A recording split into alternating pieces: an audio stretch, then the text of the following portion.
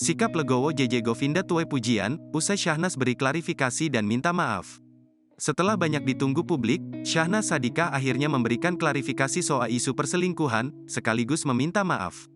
Tak sendirian, Syahnas juga didampingi sang suami, JJ, saat melakukan klarifikasi tersebut, yang diunggah di kanal YouTube mereka berdua, Minggu, tanggal 9 Juli tahun 2023. Dalam video tersebut, Syahnas dan JJ langsung menjelaskan tentang permasalahan rumah tangga yang beberapa waktu terakhir ini menimpa mereka. JJ mengatakan bahwa alasan dia memilih diam dan tidak berkoar-koar ke hadapan publik karena itu sudah menjadi prinsip hidupnya.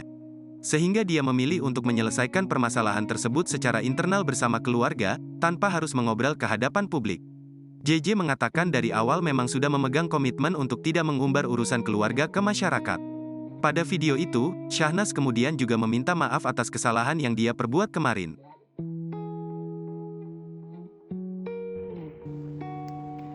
Siapa yang